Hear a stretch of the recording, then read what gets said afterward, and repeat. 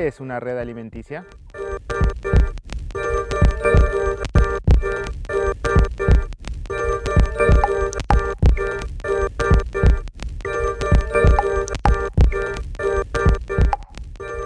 En este capítulo del ¿Qué es? Vamos a hablar un poco de las redes alimenticias o quién se come a quién en la naturaleza.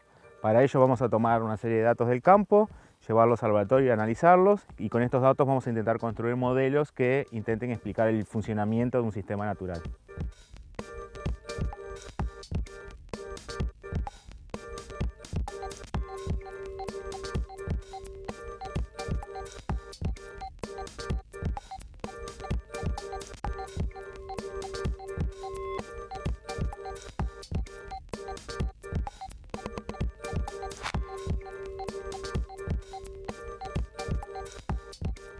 Una red trófica o red alimentaria es una red que describe quién se come a quién dentro de una comunidad. Entendemos por comunidad todo el conjunto de especies que viven en el mismo hábitat, en el mismo ambiente. Esta red está integrada por los elementos que son las especies, y estas especies están conectadas entre sí de acuerdo a quién se come a quién en esa red. Por ejemplo, una pequeña rana en un charco es un elemento de esta red.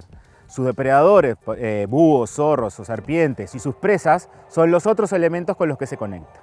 También son importantes los animales y vegetales muertos, que son utilizados por los descomponedores, como bacterias y hongos. Estos organismos, si bien no son muy visibles, son muy importantes en las redes tróficas. Además, los organismos que captan la energía solar, como las plantas y las bacterias, generan la entrada de energía a la red, que es aprovechada por los herbívoros, los depredadores y los depredadores de los depredadores. De esta forma, la red describe las rutas por donde fluye la materia y la energía a través de toda la biodiversidad. De hecho, todos los organismos necesitamos obtener energía para sobrevivir, y es en esta red donde la obtenemos.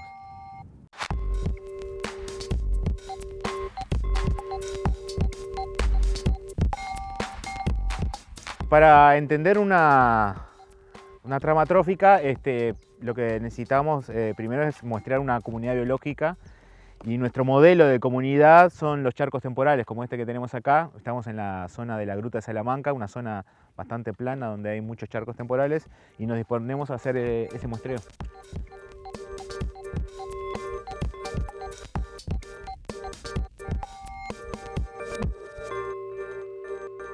La metodología de trabajo en este tipo de sistemas, básicamente lo primero que hacemos es hacer la transecta, que en nuestro caso es esta cinta métrica que atraviesa el largo mayor del charco, que esto, aparte de servir una transecta, ya nos va a decir qué tamaño tiene el sistema, y después, en función de cuánto mida, lo dividimos en partes donde hacemos las unidades muestriales, que es donde sacamos las muestras.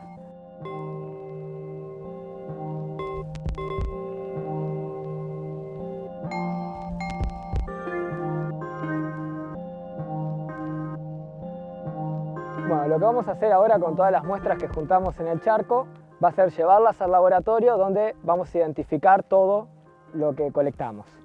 Para no confundir cada muestra, lo que hacemos es ponerle una etiqueta donde dice el charco y además qué posición dentro del charco tenía.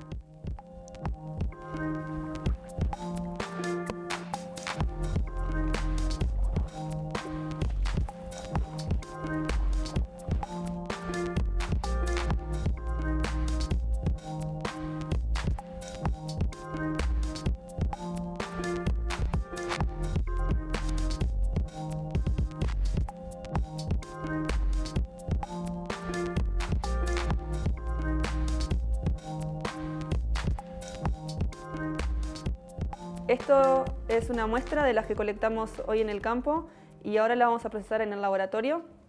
Acá tenemos la etiqueta con la cual vamos a identificar al charco y la unidad muestreal de ese charco.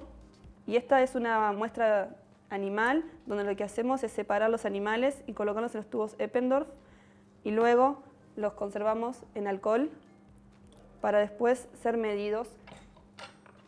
También la idea es realizar una lista de especies llegando al nivel taxonómico mayor, esto es, a nivel específico de género, la forma de reconocerlo más específicamente, para luego saber cuántos son y cuántos hay.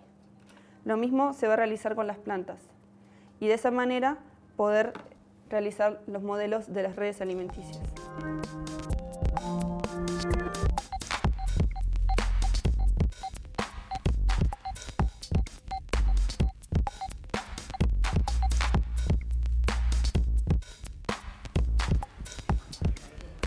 Las muestras que estamos procesando en el laboratorio nos permiten tener una idea de la estructura de la red trófica en cada uno de los charcos en los cuales hemos trabajado. El objetivo central de nuestro laboratorio es entender cuáles son los determinantes de la estructura de estas redes y qué consecuencias tiene la estructura de la red en el funcionamiento de los ecosistemas naturales. Como estructura de la red se han propuesto muchísimas medidas, pero algunas de las medidas más importantes y más fáciles de entender tienen que ver con la riqueza de especies, cuántas especies están involucradas en esa red trófica, o el número total de conexiones que existen en esa red. Entre estas medidas, una de las que ha sido más trabajada y más importante por sus potenciales consecuencias es el largo de las cadenas tróficas. En esencia estamos hablando de una medida de la altura de la red trófica, de cuántas conexiones tróficas hay entre los productores primarios, las plantas, y los depredadores tope del sistema, los tigres, los elefantes marinos, los delfines.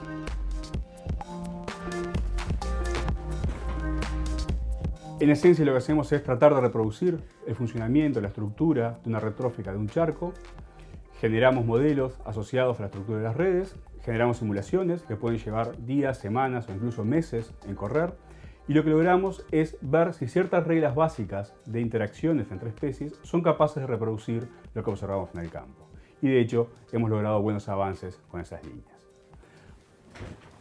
Complementariamente, la tercera gran línea de abordaje para el avance en problemas biológicos tiene que ver con formulaciones matemáticas. Tratar de capturar la esencia de los mecanismos que pensamos que generan el patrón que estamos observando en la naturaleza, llevarlos a un lenguaje matemático y corroborar, generar ideas, ¿sí?, de si esos mecanismos serían o no capaces de generar los patrones que observamos o incluso generar predicciones sobre patrones que aún no hemos observado y que deberían ser corroborados en la naturaleza. Y esa es otra línea de trabajo que también realizamos en este laboratorio.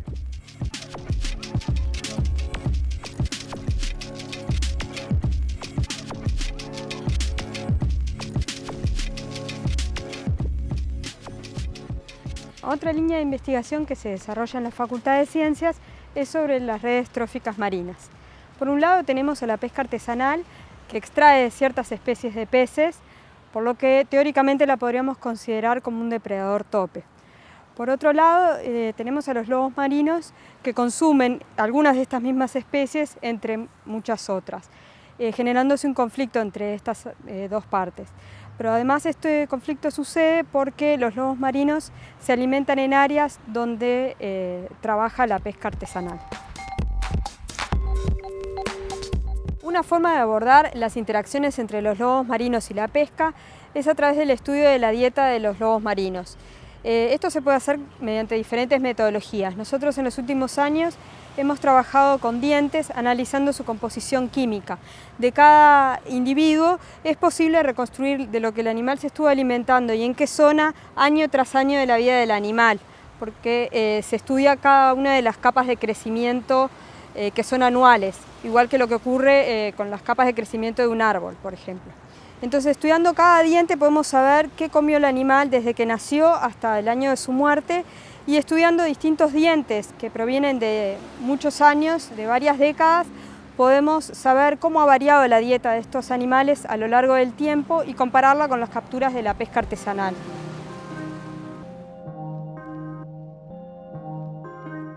Entonces tenemos la pesca artesanal y los lobos marinos considerados como depredadores tope que utilizan los mismos recursos.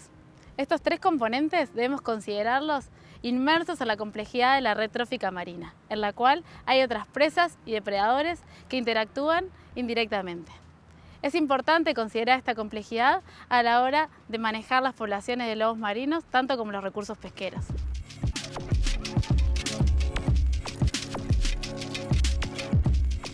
En realidad es un tema que tiene impacto muy fuerte en las sociedades, o sea, en los recursos que tenemos, en qué tipo de sociedades se pueden desarrollar, etc.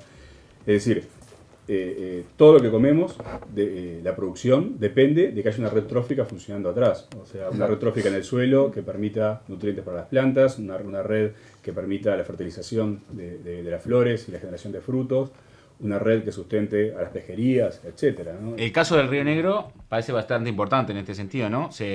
Teníamos antes la construcción de las represas, tenemos la certeza de que existían 6 o 7 especies importantes, algunas de ellas predadores tope como el dorado, el surubí, otras consumidores de materia orgánica como el sábalo, fueron extinguidas y toda la trama trófica seguramente fue afectada y ni siquiera sabemos qué pasó porque no hubo un estudio que comprendiera un poco el antes de ese proceso. Ahora tenemos toda una pesquería basada en otro predador tope, pero ni siquiera sabemos cómo va a evolucionar esto porque no sabemos el punto inicial.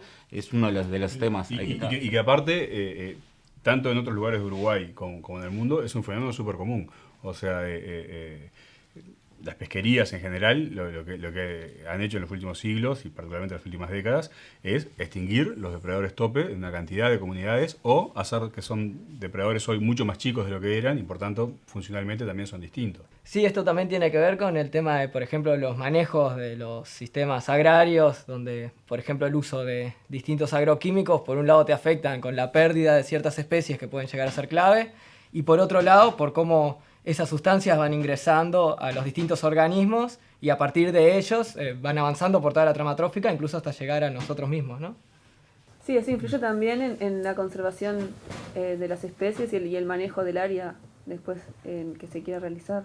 Y también está el desafío necesario de integrar el conocimiento que se genera académicamente con la gestión, ¿no? Y la comunicación que tiene que existir entre el ámbito académico y los gestores para que ese conocimiento sea aplicado de buena manera y que redunda en el bienestar de todos en general, ¿no? Y no solo de grupos en particular.